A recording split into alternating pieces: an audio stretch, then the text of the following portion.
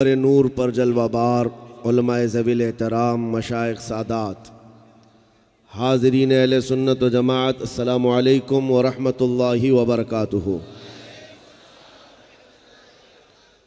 अल्हम्दुलिल्लाह अल्हम्दुलिल्लाहिल हन्नानिल मन्नान अल्लज़ी खलक़ल इंसान व अल्लमहुल बयान वस्सलातु वस्सलामु अला रसूलिही सय्यिदिल इंसी वल जान व अला आलिही व अस्हाबिही ज़विल खैरि वल इहसान अम्मा बाद फ़अऊज़ु बिल्लाहि मिनश शैतानिर रजीम बिस्मिल्लाहिर रहमानिर रहीम वमन यब्तग़ि गैरल इस्लामी दीनन फ़लन युक़बल मिन्हु व हुव फ़िल आख़िरति मिनल ख़ासिरीन।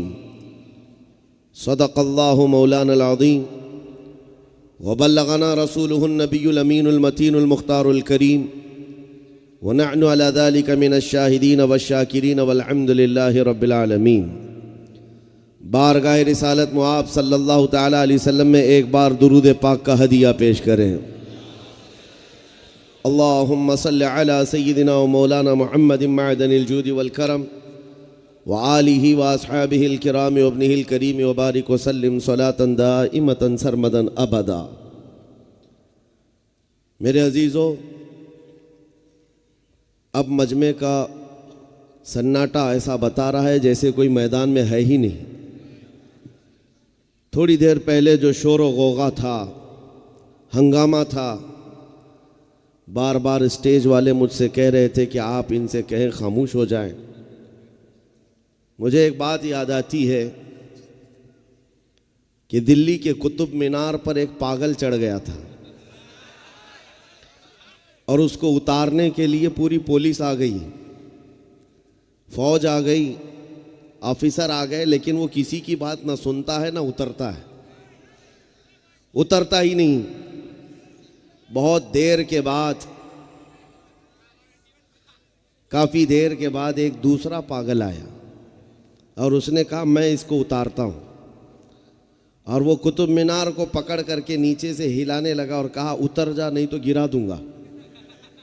और ऊपर वाला पागल नीचे वाले पागल की बात समझ गया और उतर भी गया। सारी पुलिस जिसको उतार ना सकी उसको एक दूसरा पागल उतार दिया। कहना यही है मेरे अजीज़ों, ये जितने आए हैं ये हुजूर पाक के दीवाने हैं, और दीवाने किसी की सुनते हैं तो दीवाने की ही सुनते हैं। इधर भी दीवानों का हुजूम है और खड़ा जो बात कर रहा है ये भी पागल ही है। अगर होश वाला होता तो इस ज़माने में इस तरह की बातें ना कर रहा होता। बहरहाल आज के इन हालात में मुझे बात इतनी करनी है कि इस रुए ज़मीन पर जो दीवाना बनकर ज़िंदगी गुजारता है वही असल होश वाला है, और जो होश से काम लेने की कोशिश करता है वो खसारे में चला ही जाता है। हुजूर पाक सल्लल्लाहु ताला अलैहि वसल्लम की जब बात आए तो सहाबा का मसलक और सहाबा का मिजाज हमने देखा है। फिर उन्होंने दुनिया के कानून और दुनिया के दस्तूर को नहीं देखा, अपनी दीवानगी को देखा है। सबसे पहली प्रायोरिटी किसको दी जानी चाहिए? सारे रिश्ते नाते एक जगह, हुजूर पाक की मोहब्बत अपनी जगह पर है। इसी दीवानगी से पूरी दुनिया खौफज़दा है। आज पूरी दुनिया को डर सिर्फ इसी बात से लगता है। मेरे अजीज़ों, अल्लाह का करोड़ा शुक्र व एहसान है कि अल्लाह ताला ने आपको अपने आखिरी नबी की उम्मत में पैदा किया, बिन मांगे ये इनाम अता किया है। फ़ख्र करने के लिए बहुत बड़ी दौलत तुम्हारे पास है, और उसके अलावा मशरिक़ से लेकर मगरिब, शुमाल से लेकर जुनूब तक मुसलमान थोड़े नहीं हैं, करोड़ों की तादाद में हैं। उम्मत में हज़ार फ़िरक़े भी मौजूद हैं, लेकिन उन सब के होने के बावजूद आपको जिस जमात में अल्लाह ने पैदा किया वो लब्बैक या रसूल अल्लाह कहने वाले हैं। अपने नबी को सबसे ज़्यादा पुकारने वाली कौम वो अहले सुन्नत व जमात है।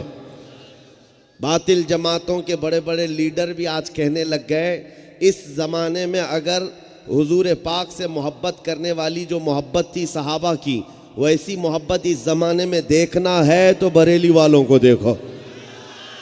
ये हम नहीं कह रहे हैं, दूसरे कह रहे हैं कि उस तरह की मोहब्बत करने वाले आज के ज़माने में अगर मिलते जुलते हैं तो ये अहले सुन्नत व जमात का तबका है। इस बात पर फ़ख्र करो मेरे अजीज़ों, तुम्हारे पास बहुत बड़ी दौलत और बहुत बड़ी नेमत है, और इस चीज़ को छोड़कर फिर किसी दूसरी तरफ मुंह उठाना ये तुम्हें ज़ेब नहीं देता। वो आदमी दूसरे के घर की तरफ देखे जिसका छत ना हो, जिसके घर में कोई रहने का इंतज़ाम ना हो, वो दूसरे घर का इंतज़ाम करने की कोशिश करे। जिसके पास कायनात का कुल असासा मौजूद है, आमिना के लाल का हुस्न तुम्हारे पास हो, सिद्दीक़ अकबर की सदाकत तुम्हारे पास हो, फारूक आज़म की अदालत की मिसाल तुम्हारे पास हो, उस्मान गनी और हैदर कर्रार जैसी अजीम शुजातें और खिलाफतें तुम्हारे पास हों, तो तुम्हें यह ज़ेब नहीं देता कि फिर आज के आए हुए नए लोगों की तरफ तुम चेहरा उठाओ।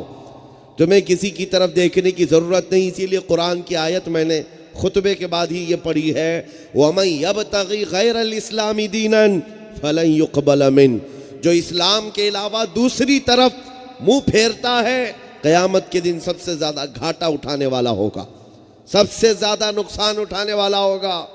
और आज का दौर तुम्हारे ईमान के इस्तिकामत के इम्तिहान का दौर है। ये जो आंधियाँ चल रही ना, ये जो तूफ़ान चल रहे हैं, इसमें बहुत सारे गद्दार निकल कर चले जाएंगे, जमात से निकल जाएंगे, और उनके चेहरे टोपी दाढ़ी देख करके आप मत समझना इतने बड़े बड़े लोग उनकी बात कर रहे हैं तो हम क्यों ना करें। नहीं, जो छुपे हुए गद्दार थे वो निकल जाएंगे, और इन आंधियों में और तूफ़ानों में वही जमा रह जाएगा जो हुजूर पाक का सच्चा आशिक होगा, हुजूर पाक की मोहब्बत जिसके सीने में मौजूद है।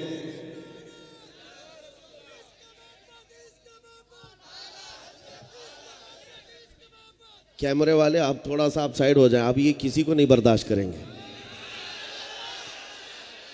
इसलिए कि हम लोग हड्डी बर्दाश्त नहीं करते हैं। बस तवज्जो से सुन लीजिए, थोड़ी देर शोर व गौगा कम हो जाए। अब बात मैं आगे बढ़ाता हूं, कोई बात नहीं, वो अपना काम कर रहे हैं, आप अपना काम करें, आप अपनी तरफ देखें। हुजूर पाक सल्लल्लाहु ताला अलैहि वसल्लम की जब बात चल रही है तो आपकी तवज्जो इधर उधर ना जाए, बस तवज्जो।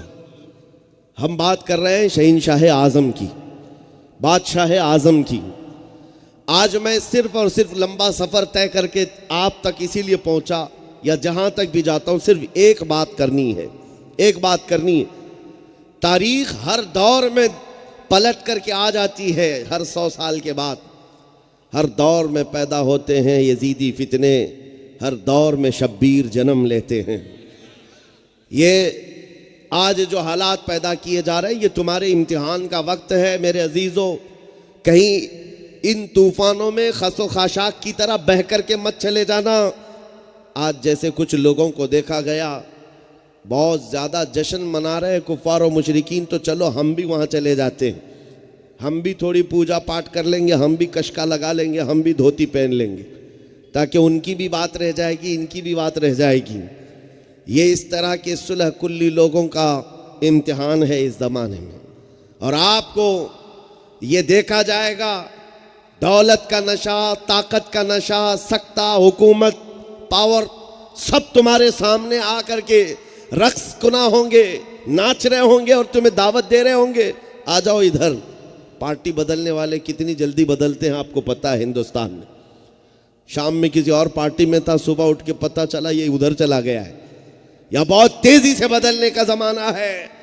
आपके सामने भी ये हालात आएंगे, कितनी जल्दी बदलते हो। लेकिन मेरे अजीज़ों, इस बात पर कायम रहो, तुम्हारे सामने चाहे दुनिया की सबसे बड़ी सहूलतें आ जाएं, सबसे बड़ी इनाम की लालच क्यों ना आ जाए, उस वक्त तुम्हारा ईमान ये कहना चाहिए, अपना सब कुछ गुंबद खजरा कल भी था और मेरे नबी से मेरा रिश्ता कल भी था, और बतला दो गुस्ताखे नबी को गैरत सुन्नी जिंदा है, उन पे मर मिटने का जज्बा कल भी था। और नारे तकबीर, नारे रिसालत, मसलके आला हजरत। नबी पाक सल्लल्लाहु ताला अलैहि वसल्लम के दरबार में मक्का के मुशरिकीन आए थे और उन्होंने कहा था, ए मोहम्मद अरबी सल्लल्लाहु अलैहि वसल्लम, हम आपके दीन में साथ साथ चलेंगे, बस एक ही शर्त है आप हमारे खुदाओं के ऊपर एक बार हाथ रख दीजिए, जिनकी हम पूजा करते हैं, जिनकी इबादत करते हैं, एक बार आप हाथ रख दीजिए, हम आपके इसमें आएंगे, दोनों बराबर चलता रहेगा। नबी पाक सल्लल्लाहु ताला अलैहि वसल्लम ने क्या फरमाया, हाथ रखना दूर की बात, नज़र उठाकर भी नहीं देखूंगा। और पूरी सूरह नाजिल हो गई कुरान पाक में, कुल या अय्युहल काफिरून ला अअबुदु मा तअबुदून, ए महबूब आप फरमा दें, ए काफिरों मैं उसकी इबादत नहीं करता जिसकी तुम इबादत करते हो। ये पूरी सूरह मौजूद है या नहीं कुरान पाक में? लिहाजा तुम्हारा ईमान भी ये कहे कि हम अल्लाह रब्बुल इज़्ज़त के दरबार में अपनी पेशानी झुकाते हैं, उसके अलावा कहीं हमारी पेशानी नहीं झुकती। ये दुनिया की वाहिद कौम है मुसलमान। सारे जितने भी धर्म हैं, जितने भी अदियान हैं, उनको जाकर देख लेना, उनके इबादत करने के जो तरीके हैं, जब झुकना होता है तो अपने अपने खुदा की कोई तस्वीर होती है या सूरत होती है, उसको देखकर झुकते हैं। सिर्फ मुसलमान हैं, करोड़ों मस्जिदें जाकर देख लो, कहीं खुदा की कोई तस्वीर है? नहीं है। ना ही कोई मुसलमान आकर इमाम साहब से पूछता है किसको देखकर झुको, नहीं। इनकी शान है युमिनून बिल गैब, ये गैब पर ईमान लाने वाली जमात है। सिर्फ नाम अल्लाह का लिया जाए, हमारी पेशानी जमीन पर चली जाती। और दूसरी एक स्पेशलिटी मैं आपको बताऊं, आप मस्जिदों में जाते हैं, अपने इमाम को देखते हैं, इमाम से मैं कहता हूं, इमाम साहब अपने बाप का नाम लेकर के रुकू में झुकाकर दिखाओ किसी को, किसी बादशाह का नाम लो और कौम से कहो चलो सजदे में गिर जाओ, कोई नहीं झुकेगा। हाँ, अगर एक किसान का बच्चा भी हाफिज कुरान अल्लाह का नाम ले ले तो बड़े बड़े शोरमा भी पेशानी झुका देते।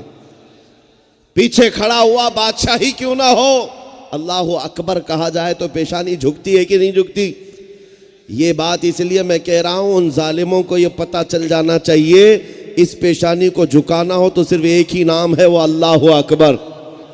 इसके अलावा किसी नाम से ये पेशानी कभी ना झुकी थी ना। हाँ, 5 साल की हुकूमतों के सामने झुकने वाली पेशानी नहीं है।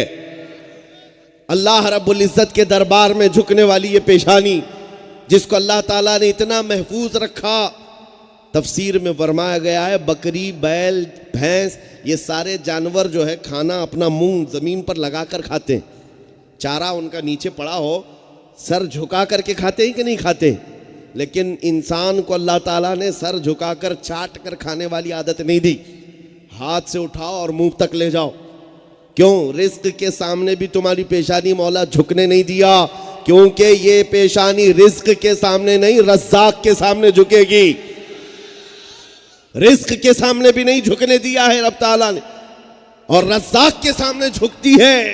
तो आज फिर मुझे ये अफसोस होता है, थोड़ी सी किसी के पास चर्बी आ गई तो उसको देख करके अगर हमारा कोई बच्चा सर झुकाने की बात करे, मैं कहता हूं बड़ा बदनसीब है जिसके पास कायनात का सबसे अजीम दीन है, उसे ये ज़ेब नहीं देता कि फिर वो दूसरी चमक चांद की तरफ देखे, किसी चकाचौंध चांदनी की तरफ देखे, हरगिज़ उसे ज़ेब नहीं देता।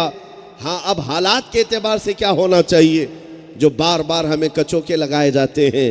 देखो, हालात के साथ बराबर हो जाओ, मसलहतों को देखो, हिकमतों को देखो। ये नारे बहुत सारी जगहों से आ रहे होंगे अभी।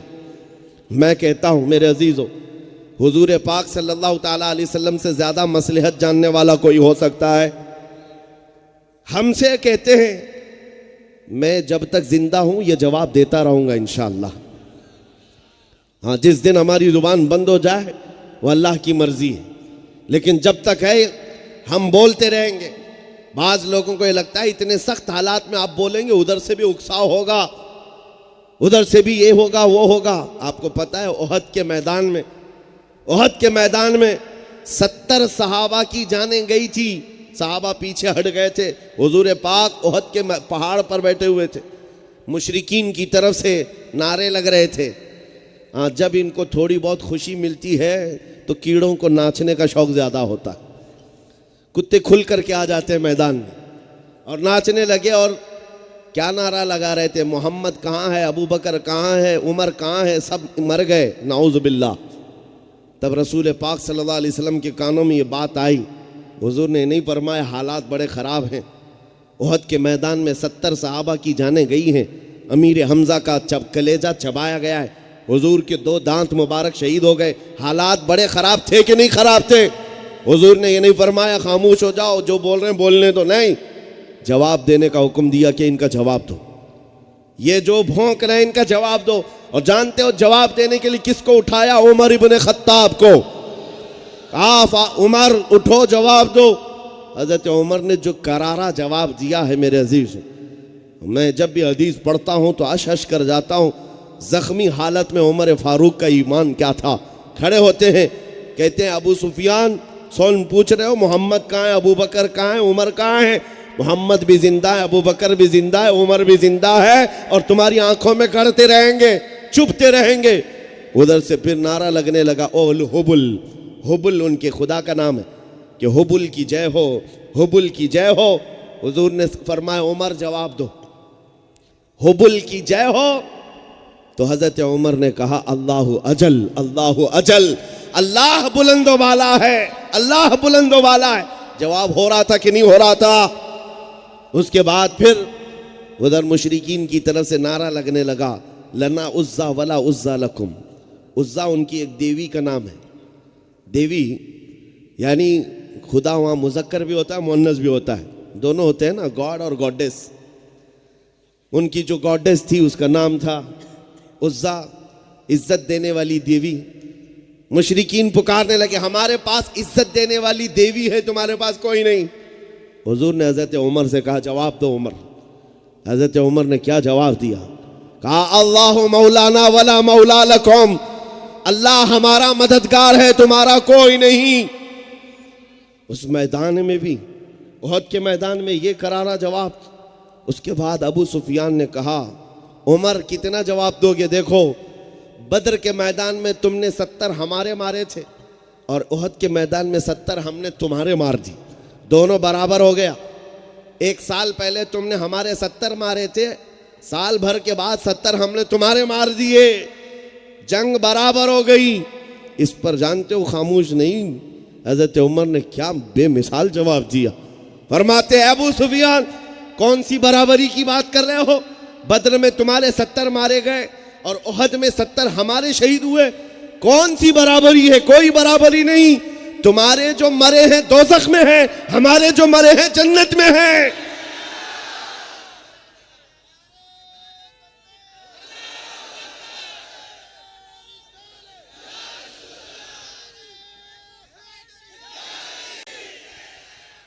ये बात मैं इसलिए अर्ज कर रहा हूं मेरे अजीजों, जिनको ये लगता है कि कुछ ना बोलना चाहिए तो फिर वो हजरत उमर से कहें बड़े हालात खराब थे उहद के मैदान में, आप क्यों बोल रहे थे? इस्लाम का मिजाज है, अगर ईमान है तो खुलकर इजहार करो। हुजूर पाक की अगर गुलामी का पट्टा है तो खुलकर गुलामी करो। इश्क हो तो इजहार होना चाहिए। मैं बारहा अपने नौजवानों से कहता हूं, एक सवाल मैं तुमसे पूछता हूं, दिल पर हाथ रख करके बताओ नौजवानों, अगर दुनिया तुझे मोहम्मद अरबी का गुलाम कहे तो कोई एतराज हो सकता है? एतराज क्या होगा? ये हमारी जिंदगी की मेराज है। हम तो कहते हैं दुनिया हमें हुजूर का कुत्ता कहकर पुकारे।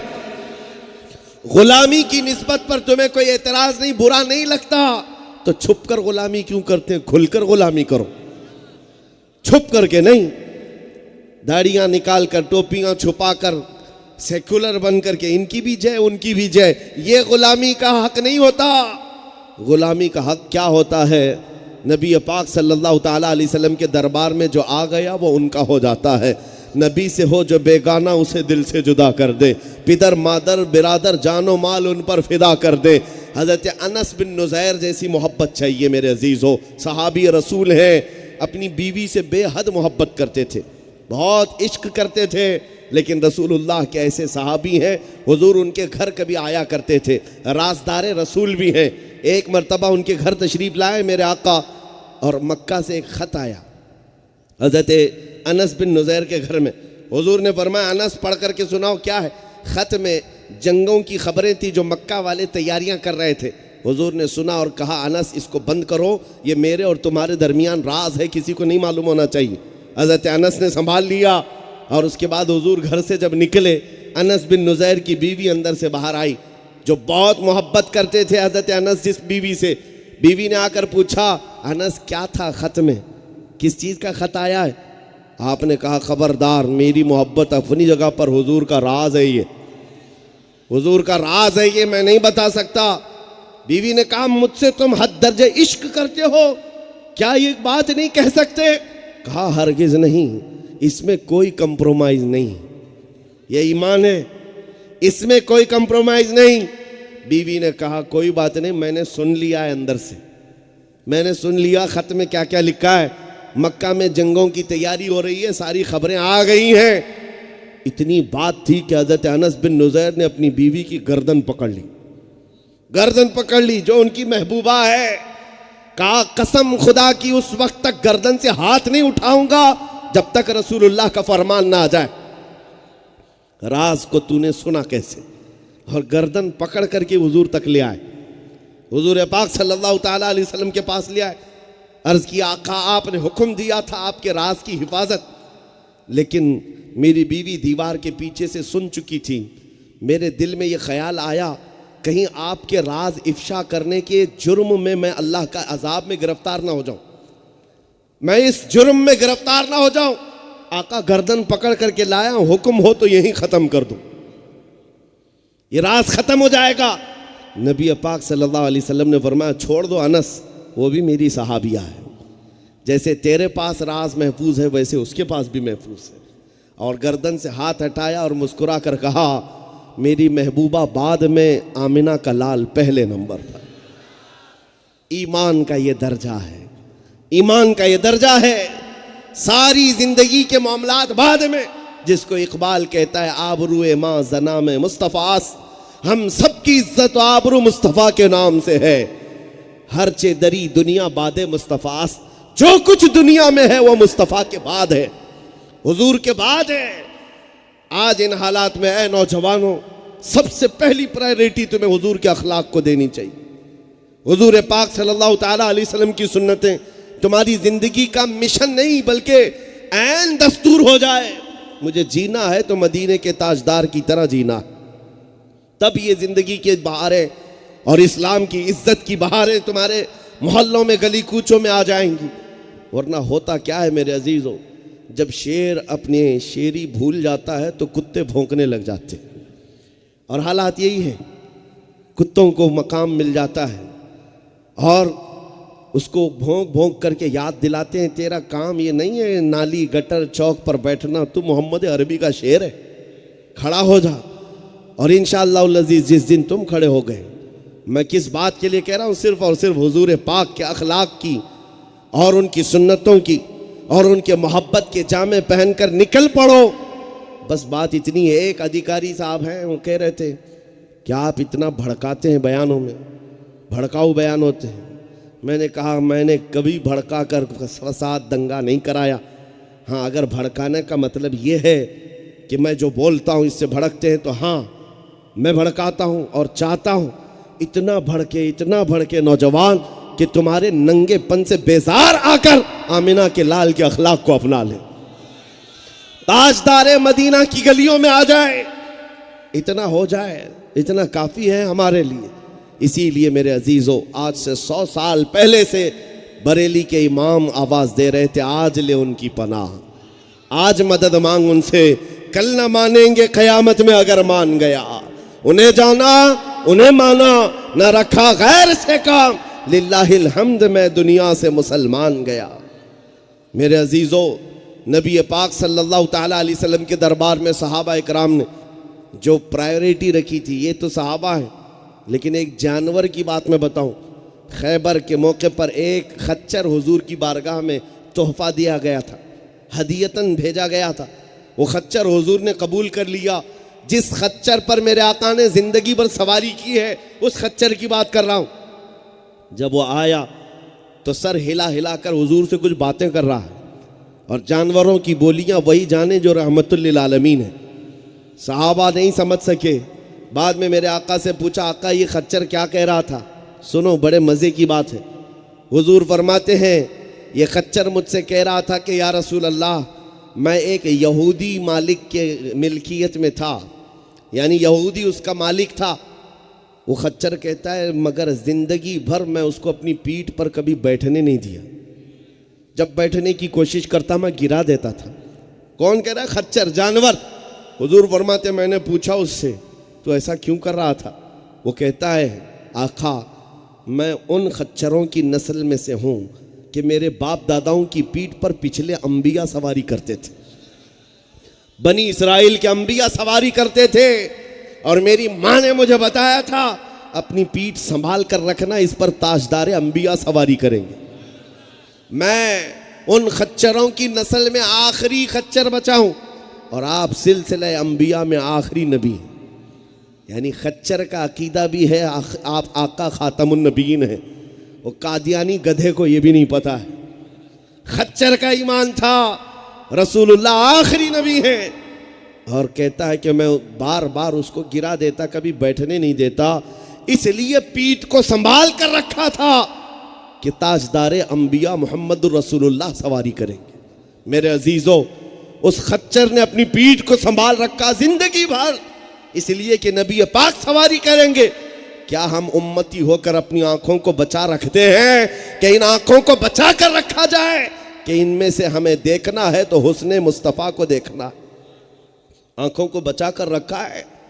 रात के अंधेरे में जब तन्हाई हो जाए, मोबाइल की गंदी स्क्रीनों ने हमारी आंखों के अखलाक को तबाह कर डाला है। कितने नौजवानों के अखलाक कत्ल हो गए। तन्हाई में उन्हें लगता है कि इस लज्जत से हम अपने जिस्म को महसूस कर लेंगे, और दुनिया ने तुम्हें इन तमाम वाहियात और खुराफात में ऐसा डाल रखा है।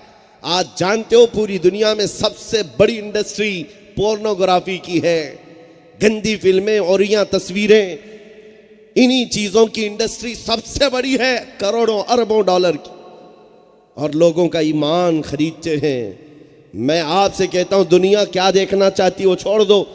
तुम्हें अगर इतना यकीन है कि इन आँखों से मुझे हुस्ने मुस्तफ़ा देखना है तो बचा कर रखते और दुआ ये करते कुछ ऐसा कर दे मेरे किरदगार आँखों में, हमेशा नक्श रहे रूए यार आँखों में। उन्हें ना देखा तो किस काम की है ये आँखें कि देखने की है सारी बहार आँखों में। अज़ीज़ा ने गिरामी वक़ार, क्या आपने अपने हाथ को संभाल रखा है?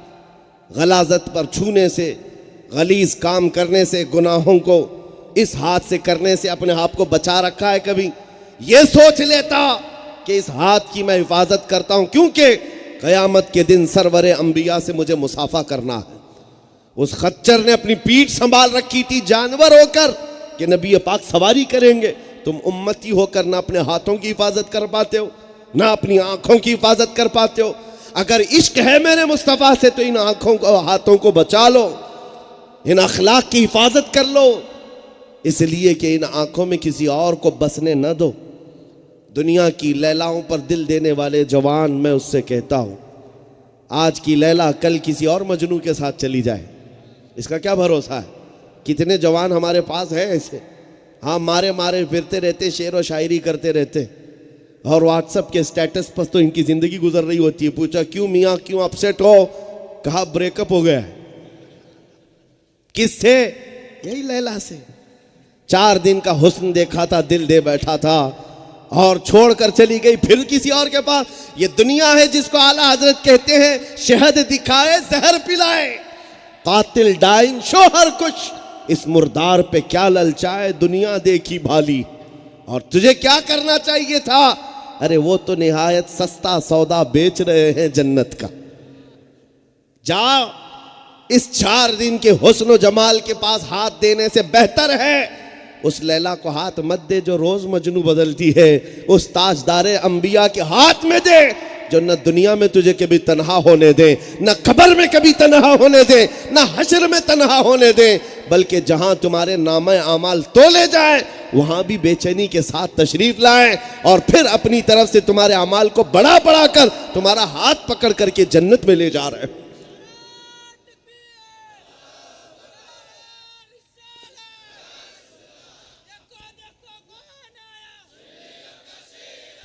हमें दिल लगाना है तो उस मुस्तफ़ा की ज़ात से जिसको आला हजरत ने कहा उन्हें जाना उन्हें माना, ना रखा गैर से काम।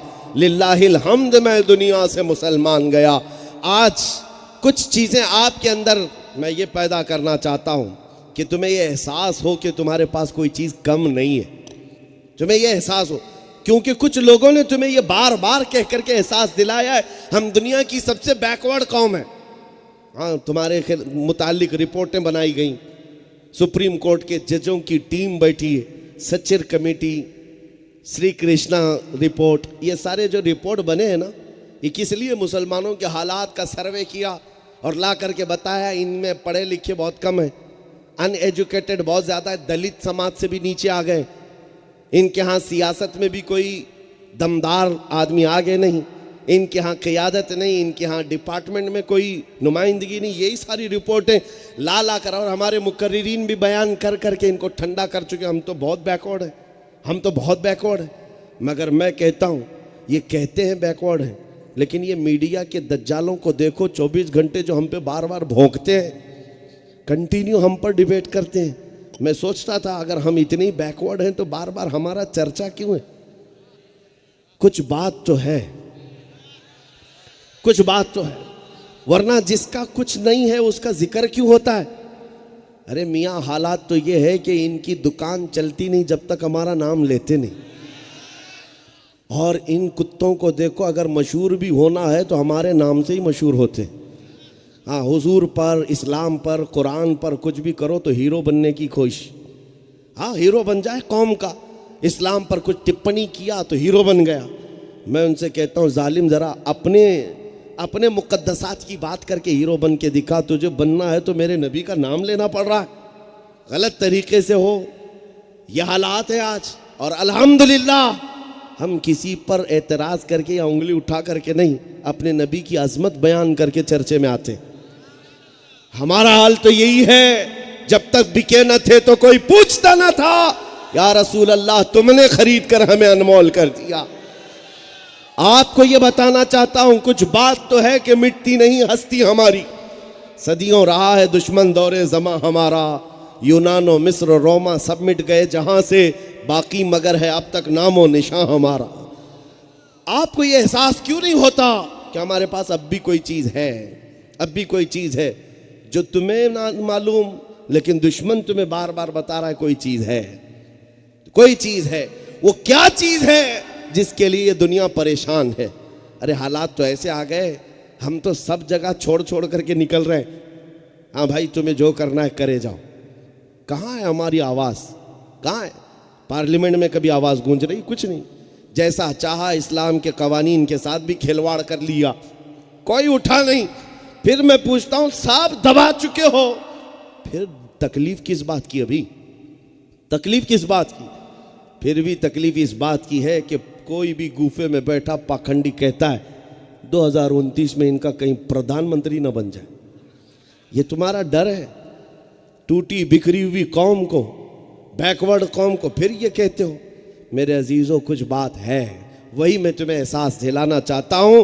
जब तक तुम्हारे सीनों में वो दबी हुई चिंगारी है मुस्तफ़ा करीम से मोहब्बत की, दुनिया को यकीन है कभी ये शोला बनेगी तो बड़े से बड़े महलों को खाकस्तर कर रख सकती है, बड़ी बड़ी जमीनों में जलजला ला सकती है। वो दौलत तुम्हारे सीनों में छुपी हुई है और दुनिया ये चाहती है इसे नशा दो, इसे नशा दो, इसे नशा दो, इतना सुलाओ कि कभी ये उठ ना पाए, क्योंकि ये जिस दिन उठेगा इनके मजमे से कोई खालिद बिन वलीद तैयार हो सकता है, इनकी जमात से कोई सलाहुद्दीन आ सकता है, इन्हीं की जमात से कोई शिहाबुद्दीन आ सकता है। और जिसका दर्द आज तक है, कहीं दोबारा कोई औरंगजेब ना आ जाए।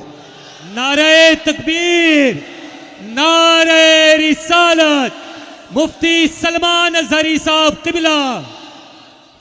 हाँ, उन्हें पता है, तारीख 1400 साल से देख रहे हैं, तोड़ मरोड़ करके देखा, कुचल करके मसल करके देखा, लेकिन इसकी खुशबुएं न कम हुई थी न कम होती। इस्लाम तेरी नब्ज न डूबेगी हश्र तक, तेरी रगों में रवां खून है 4 यार का। 4 दिन के उनके ऊपर जुल्म सितम ढाए तो जाते हैं, लेकिन ये ऐसा पौधा है कि फिर हजारों पत्ते जन्म लेते। होता है कि नहीं होता है? उन्हें पता है इन हालात के बाद फिर से ये जिंदा होते हैं। इसीलिए मैं ये कहता हूं मेरे अजीजों, तुम न घबराओ, तुम न घबराओ इन हालात को देख करके।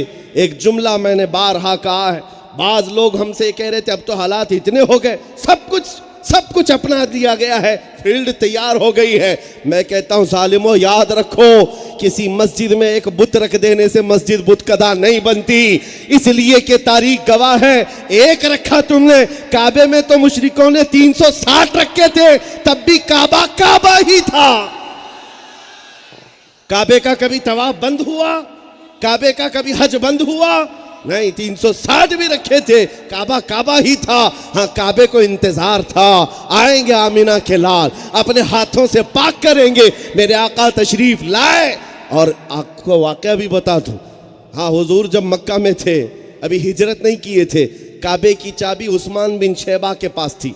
उस्मान गनी नहीं, उस्मान बिन शैबा, जिनके पास खानदानी तौर पर चाबी रहती थी, वो आए, कहा कि उस्मान बिन शैबा, हुजूर ने फरमाया उनसे चाबी दे दो, मुझे अंदर जाना है। उस्मान बिन शैबा ने क्या कहा, तुमको चाबी दूं? तुम तो हमारा दीन छोड़े हुए हो, तुम हमारे खुदाओं की और सबकी नकारते हो, उनको इनकारते हो, तुमको क्या चाबी दूं? नहीं दूंगा। जानते हो हुजूर ने एक जुमला कहा था, कहा रख ले उस्मान, एक वक्त आएगा ये चाबी मेरे हाथ में होगी और मैं जिसे चाहूंगा उसे चाबी दूंगा। हुजूर ने जब फरमाया तो उस्मान बिन शैबा कहते हैं हालात तो ऐसे थे इनके कि जगह जगह 40 मुसलमान थे, पकड़ करके इनको मारा जा रहा था और इनको आग में डाला जा रहा था, सूली पर चढ़ाया जा रहा था। उस वक्त मोहम्मदुर रसूलुल्लाह कहते हैं काबे की चाबी मेरे हाथ में आ जाएगी। वो कहते हैं मुझे हंसी आ गई, इन हालात में अगर इतनी बड़ी बात कोई कह रहा है तो हंसी आ गई। आज के दौर में भी कुछ लोगों को हमारी बात पर हंसी आती। हुजूर पाक सल्लल्लाहु ताला अलैहि वसल्लम की बात पर उस्मान बिन शैबा कहते मैं तो हंस पड़ा, और उसके बाद जब वो गए तो फिर दिल में ये होने भी लगा कहीं हकीकत तो नहीं कहा इन्हें, कहीं हकीकत में हो तो नहीं जाएगा ऐसे, क्योंकि बरस से सदियों से चाबी उनके खानदान में है। फिर हालात ऐसे आए कि हुजूर पाक हिजरत करके मक्का छोड़कर चले गए। उस्मान बिन शैबा कहते हैं अब तो मेरे दिल में और चौड़ापन आ गया, ये तो काबे की चाबी लेने की बात कर रहे थे, ये तो घर भी छूट गया इनका, ये तो वतन भी छूट गया इनका, चले गए मक्का में ही नहीं रह सके, काबे की चाबी क्या ले पाएंगे। उस्मान बिन शैबा कहते हैं चौड़ा हो गया था सीना, लेकिन उसके बाद बदर हुई, उहद हुई, खंदक हुई, जंगे हुई। 6 साल के बाद मुहम्मदुर रसूलुल्लाह 10,000 सहाबा के साथ मक्का में आ रहे थे। 20 रमज़ान की तारीख है, मेरे आका का परचम बुलंद था और मक्का में ऐसी हैबत थारी थी कि हुजूर के मुकाबिल में खड़े होने की किसी की हिम्मत नहीं थी, सब भागे भागे फिर रहे थे। मेरे आका ने सबको अमान दिया और मक्का में कोई जंगो कत्ल किताल नहीं, लड़ाई नहीं हुई। हुजूर तशरीफ लाए, मक्का फतह हो चुका था, पहली अजान दी जा रही थी, नमाज पढ़ी जा रही थी। उस वक्त मेरे आका ने बुलाया उस्मान बिन शैबा कहाँ है, चाबी वाला कहाँ है? चाबी लेकर के आए, ईमान लाए हुए नहीं है, वो काफिरों में से है। चाबी लेकर के आए, कहा लो, देना ही तो पड़ेगा और क्या करोगे। इसीलिए कहते हैं पहले ही होता तो आज ले उनकी पनाह, बाद में तो मानना पड़ ही जाता है। हुजूर पाक सल्लल्लाहु अलैहि वसल्लम के पास चाबी लाकर दे दिया और हुजूर पाक ने लिया चाबी, अपने हाथों से खोला और सारी आलाइश को पाक किया, सब निकाल फेंका। काबे को काबा बनाया किसने? मेरे मुस्तफ़ा ने। हाँ, उसको तहारत और उसको पाकीज़गी अता हुई। और उसके बाद हुजूर बाहर तशरीफ लाते, सुनो, चाबी लटका करके फरमाते आज मैं ये चाबी उसके हाथ में दूंगा जिसके पास ये चाबी कयामत तक रहेगी, कोई छीन नहीं पाएगा। कितना बड़ा दावा है ये, इसी की नस्ल में रहेगी, कोई छीन नहीं सकेगा। हुजूर ने फरमाया, साहबा कहते हर एक के दिल में ख्वाहिश आई कि काश ये चाबी हमको मिल जाए। सिद्दीक़ अकबर, फारूक आज़म, उस्मान गनी, हैदर कर्रार, अब हज़रत अब्बास, सब कहते हैं उस वक्त ये ख्वाहिश आ रही थी कि चाबी हमें मिल जाए। हुजूर पाक सल्लल्लाहु अलैहि वसल्लम ने 2 बार ऐलान किया, उसके बाद मजमा था 10,000 का, सबकी गर्दनें उठी हुई हैं कि चाबी किसको दी जाएगी। हुजूर पाक मिंबर पर खड़े हुए और फिर पुकारा, उस्मान बिन शैबा इधर आओ, जिसके पास चाबी पहले से थी। और आने के बाद कहा मेरा रब फरमाता है जिसकी अमानत है उसी को दे दिया जाए। हुजूर ने चाबी दी, उस्मान बिन शैबा कहते मेरे तो होश व हवास में भी नहीं, वहम गुमान में भी नहीं, हुकूमत इनकी, सारा कब्जा इनका, इख्तियार इनका, सहाबा सब यहाँ है, चाबी मुझे दी जा रही है। कहा अशहदु अन्ना मुहम्मद रसूलुल्लाह, मैं गवाही देता हूँ कि मोहम्मद अल्लाह के रसूल हैं। और वही उस्मान बिन शैबा चाबी जिंदगी भर संभाले रहे। कसम रब्बे जुल जलाल की 14 सदियां गुजर गई, आज भी जाकर देखो चाबी शैबा खानदान में ही मौजूद। आज भी सऊदी के जितने बादशाह आए जाएं, कोई भी आए, चाबी उस खानदान से कभी हटी नहीं। आज भी कलीद बरदार काबा जो हैं वो हजरत उस्मान बिन शैबा के खानदान के मुतवल्ली, उन्हीं के पास चाबी होती है। काबे को पाक किया हुजूर पाक सल्लल्लाहु अलैहि वसल्लम ने। हमारा भी ये यकीन है, तुमने अगर नापाक किया किसी मस्जिद को तो मोहम्मद अरबी का कोई गुलाम आएगा, कोई आएगा, हुजूर पाक का कोई गुलाम आएगा और पाक करेगा, और फिर अजान की आवाज गूंजेगी, कुछ देर की खामोशी है, फिर शोर आएगा। आज कुत्तों का वक्त है, कल हमारा दौर आएगा। नारे तकबीर, नारे रिसालत, तर्जुमाने मसलके आला हजरत, सुभान अल्लाह।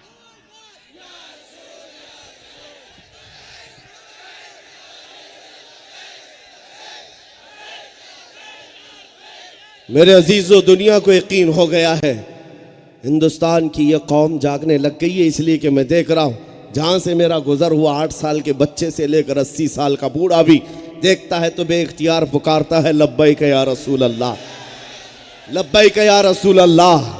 और ये जिस दिन यकीन के साथ तुम पुकारोगे तो इसका असर भी बड़ा है, असर बड़ा है। कोई परेशान आदमी सोशल मीडिया पे भोंक रहा था, कह रहा था ये कहाँ का नारा है, ये पाकिस्तान का नारा है, इधर का नारा है, उधर का नारा है, तुझे पता नहीं इसका तर्जुमा क्या है तो क्यों भोंक रहा है, क्यों भोंक रहा है? ये जो गुलाम है ये तेरे बाप को नहीं पुकार रहे, अपने आका को पुकार रहे हैं।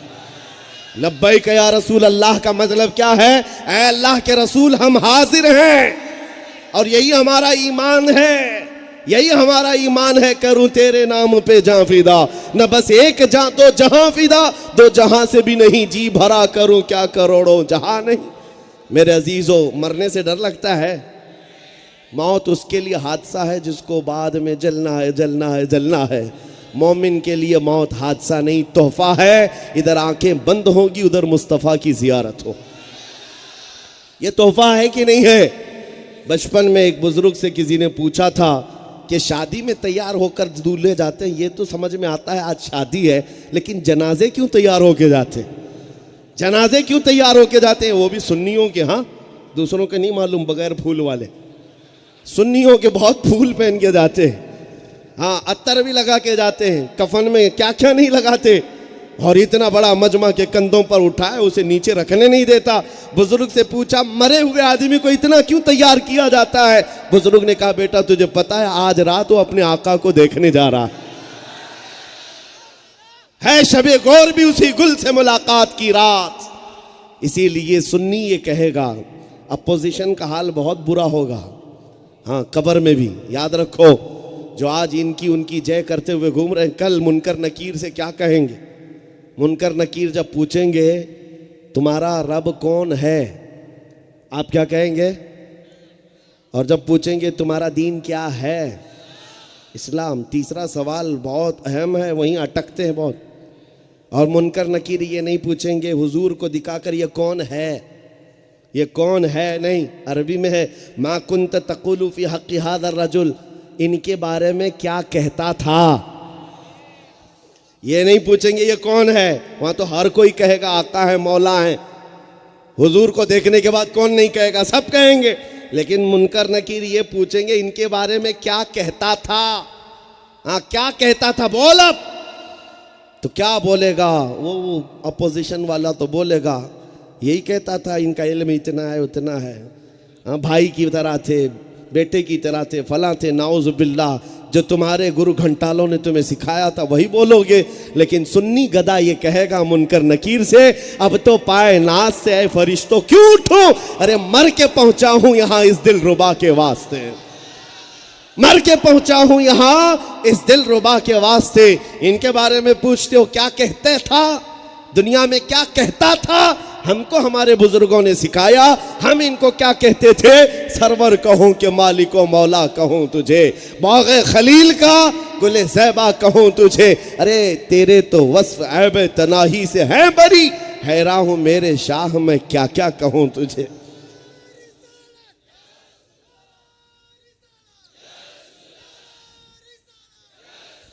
तवज्जो मेरे अजीजों, जिस बात से आज डर लगता है इसी बात पर मैं गुफ्तगू कर रहा हूं। मरना तो है, मौत तो आनी है, और दुनिया की सबसे बड़ी घटना मौत है, इसके बाद कुछ नहीं है। मौत के बाद भी कुछ है, सबसे बड़ी घटना मौत है, और मौत मोमिन के लिए तोहफा है। अल मौत जसरुन युसिलुल हबीबु इलल हबीब। मौत एक ब्रिज का नाम है, एक हबीब को दूसरे हबीब से मिला देती है। मौत घटना है सबसे बड़ी दुनिया के एतबार से। अब सुनो, जो बहुत बड़ा हॉट क्वेश्चन है, बड़ा चुभता हुआ सवाल जो तुम्हें बार बार किया जाता है, जवाब भी उसी तरह का होना चाहिए। नौजवान कहते हैं तुम्हारा दीन सच्चा, तुम्हारा नबी सच्चा, तुम्हारा खुदा सच्चा, तुम्हारी किताब सच्ची, तो फिर ये दुनिया में सबसे ज़्यादा तुम क्यों मारे जाते हो, सबसे ज़्यादा तुम क्यों काटे जाते हो। जाओ देखो फ़िलिस्तीन गज़ा में कितनों को कत्ल कर दिया, सीरिया में तो कब्रिस्तान बना दिया, यमन में, इराक में, शाम में, अफ़गान में, बर्मा में, हर जगह तुम काटे जाते हो। ये सवाल आता है कि नहीं आता है। और उस वक्त आपको क्या लगता है, हाँ हम ही लोग मारे जा रहे हैं, ताकत तो क़ुव्वत उनके पास है। मेरे अजीज़ों ये नहीं है, नर्वस होने की बात नहीं। उस जालिम को कहो तुझे पता नहीं हमारी हकीकत क्या है, हम अपने आका और मौला को शमा समझते हैं और हम परवाने हैं, और परवाना दुनिया में आता ही है मरने के लिए। मुफ्ती आज़म हिंद ने क्या फरमाया, तू शम्मे रिसालत है, आलम तेरा परवाना, तू माह नबूवत है, ए जलवे जाना जहां। मेरे अजीजों, अगर हम मरते हैं तो ये कोई नई बात नहीं है, हम परवाने हैं। हुजूर के परवाने हैं कि नहीं है, नबी पाक के परवाने हैं कि नहीं है। तो अगर मौत होती है तो ये हादसा नहीं है। बहरहाल अब आओ, इन हालात में अपने ईमान की हिफाजत कैसे करें।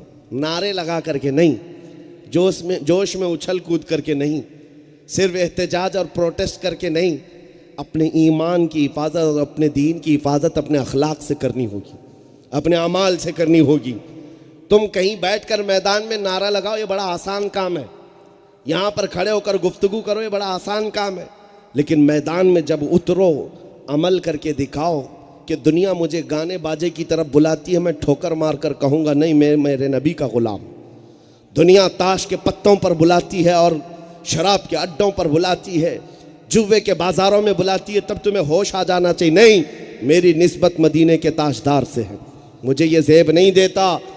हराम कारियों की तरफ जब दुनिया तुम्हें दावत दे, तुम ठोकर मार कर क्या और अपनी निस्बत का ख्याल करो कि नहीं मेरी निस्बत आमिना के लाल से है, ताजदार मदीना से है, मुझे ये ज़ेब नहीं देता। मैं आपसे पूछता हूँ, मैं अपना एक अमामा किसी नौजवान को दे दूँ, ले बेटा इसको ले ले, जो मोहब्बत करता हो वो पहन करके जाएगा, फ़ख्र करेगा कि नहीं करेगा।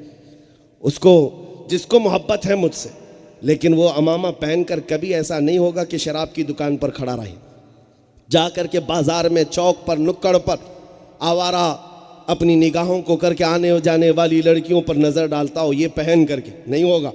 उसको इतना तो ख्याल है मेरे सर पर क्या रखा हुआ है, दुनिया क्या कहेगी। मैं तो एक आम आदमी, मेरे अजीज़ हो, मेरा अमामा पहन करके तुम्हें इतना एहसास हो सकता है, तो हुजूर की ग़ुलामी का पट्टा जब गले में है तो एहसास कितना होना चाहिए। ग़ुलामी जब तुम्हारे पास है तो हर घड़ी एहसास होना चाहिए कि नहीं मेरा नाम हुजूर पाक के नाम से जुड़ा हुआ है। अगर मुझसे कोई ख़ता होगी तो दुनिया हुजूर तक उंगली उठाएगी, अगर मेरे अमाल बुरे होंगे तो हुजूर पाक सल्लल्लाहु ताला अलैहि वसल्लम तक कोई उंगली ना उठाए। इसलिए मेरे अजीज़ों, हर एक की जिम्मेदारी है अमानत के साथ, सिद्क़ व वफ़ा के साथ, इखलास के साथ जीना, और अपनी ज़ुबानों की भी हिफाजत करो, अपनी ज़ुबानों की हिफाजत। जो तुम्हारी ज़ुबानें कहती हैं ये तर्जुमानी करती हैं अपने अखलाक की, और ग़ुलामी की भी, और अपने ख़ानदान की भी।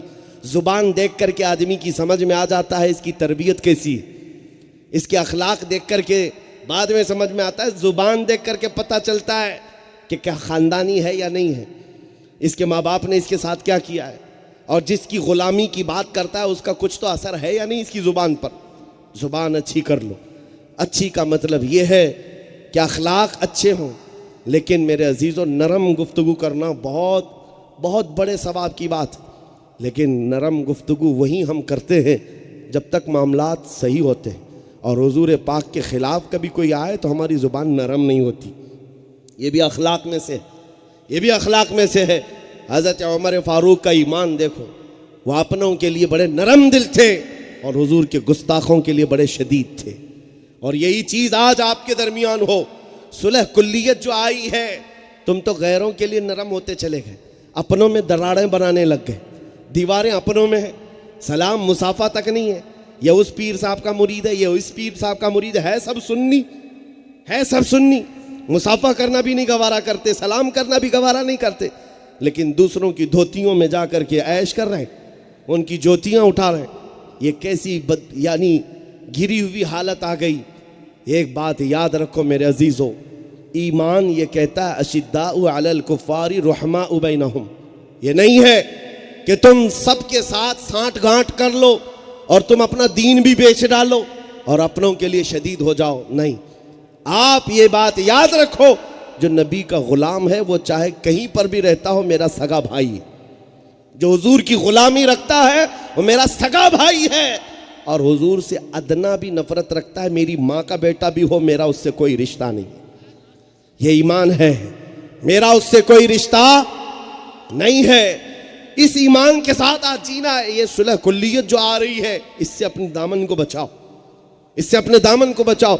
और सुलह कुल्लियत के इस जहर को ख़त्म करने के लिए सबसे बड़ी दवा का नाम, सबसे बड़ी दवा का नाम मसलक आला हजरत।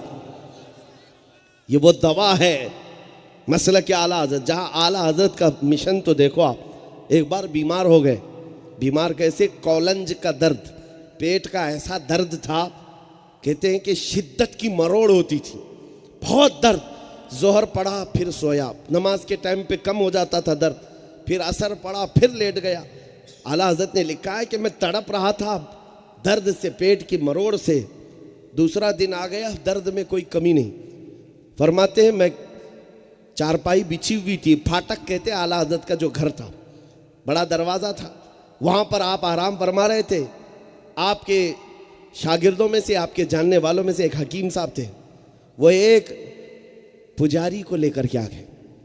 कोई साधु था, पुजारी था, उसको लेकर के आ गए। कहा कि ये बहुत अच्छी तरह से जानता है दर्द वगैरह को दूर करना। आला हज़रत ने मुंह फेर लिया और उसके बाद लेटे रहे। कहते हैं मना करने के बावजूद वो ज़बरदस्ती आकर के पेट पर आला हज़रत के हाथ फेरने लगा। आला हज़रत फरमाते हैं 2 दिन से उतना दर्द नहीं हुआ था जितना हाथ रखने से हो गया। क्यों मेरे अजीजों, ये ईमान है। हालात जैसे भी सख्त हो जाए, नबी का गुलाम अपनी बीमारियों में भी नबी के दरबार में आता है। शिफा और दर्द सारी चीजें यही बयान करता है। इसीलिए मसलक के आला हज़रत क्या है, हुजूर पाक की बारगाह में यूं कहो, शाफियो नाफी हो तुम, वाफियो काफ़ी हो तुम, दर्द को कर दो दवा, तुम पे करोड़ों दुरूद। हालात बुरे हैं तो किसी का झंडा उठाने से सही नहीं हो जाते। आओ बारगाह मुस्तफ़ा में यूं कहो, या रसूल अल्लाह तुम हो हफीज़ो मुगीस, क्या है वो दुश्मन खबीस, तुम हो तो फिर खौफ क्या, तुम पे करोड़ों दुरूद। अगर नबी पाक साथ हैं तो फिर खौफ क्या है, किसी की जय विजय क्यों पुकारे, क्या गरज हमको, हमें काफ़ी है सैयद अपना नारा, या रसूल अल्लाह हमें काफ़ी है सैयद अपना नारा। बस मेरे अजीज़ों, मेरी गुफ्तगू का खुलासा ये है, ख़त्म इस बात पे करता हूँ, हालात की संगीनियों को देख करके इन वक्त के धारों में बदल जाने का नाम ईमान नहीं है। मुसलमान कभी तूफानों में बहता नहीं है, आंधियों में भी खड़ा रह जाता है। टल न सकते थे जो जंग में अड़ जाते थे, पांव शेरों के भी मैदान से उखड़ जाते थे, हक से सरकश हुआ कोई तो बिगड़ जाते थे, अरे तेग क्या चीज़ है, हम तोप से भी लड़ जाते थे। ये मुसलमानों की शान थी। न इनको दरियाओं की मौजों ने रोका कभी, न तेज़ और तर्रार तूफानों ने रोका कभी, न यूरोप के सख्त मैदानों ने रोका, न अफ्रीका के तपते हुए सहराओं ने रोका, ये बढ़ते गए। जिसको इकबाल कहता है थमता न था किसी से सैले रवा हमारा, किसी से रुकता नहीं था सैले रवा हमारा। हालात की वादियों में बह जाने का नाम मुसलमान नहीं है, तूफानों से टकराने वाले का नाम गुलाम मुस्तफ़ा होता है। इसीलिए सच कहा है किसी ने, बातिल के तलवे छाटने वालों की तारीख नहीं लिखी जाती, बातिल से आंखों में आंखें डालकर बात करने वाले की तारीख लिखी जाती है। आज तुम्हारे साथ ये मामला है, इसलिए जमे रहो, डटे रहो और इस दीन पर कायम रहो। मैं किसी के छेड़छाड़ की बात नहीं कर रहा, जबरदस्ती जा करके किसी की चोटी खींचो, किसी को पकड़ो, नहीं, हमारा मिशन ही नहीं है। हम तो सिर्फ इतना कहते हैं, अपना सब कुछ गुंबद खजरा कल भी था और मेरे नबी से मेरा रिश्ता कल भी था, और इस पर जमे रहो मेरे अजीजों। हम दूसरों की बात ही नहीं कर रहे हैं। हुजूर पाक के दरबार में उन्हें जाना उन्हें माना, न रखा गैर से काम, लिल्लाहिल हम्द मैं दुनिया से मुसलमान गया। आओ इस बात पर गुफ्तगू खत्म करते हैं। हम अपनी मर्जी से अब तक बहुत जी लिए, अपनी ख्वाहिशात से बहुत जी लिए, अपने जो जो तमन्नाएं थी उसके हिसाब से जीते रहे, लेकिन अब ये अहद करके उठेंगे हम अपनी मर्जी से नहीं जिएंगे। जिंदगी ये नहीं किसी की किसी के लिए, जिंदगी है नबी की नबी के लिए। ना समझ मरते हैं जिंदगी के लिए, अरे जीना मरना है सब कुछ नबी के लिए। अर्ज करते आका की दरबार में, या रसूल अल्लाह दहन में जुबान तुम्हारे लिए, बदन में है जान, हम आए यहाँ उठे भी वहां, जमीन और जमा तुम्हारे लिए, मकीन और मकान तुम्हारे लिए, चुनी न चुना, और या रसूल अल्लाह बने दो जहां, कौन देता है देने को मुंह चाहिए, अरे देने वाला है सच्चा, देने वाला है सच्चा, देने वाला है सच्चा। लब्बैक या रसूल अल्लाह, रसूल अल्लाह, रसूल अल्लाह, रसूल अल्लाह।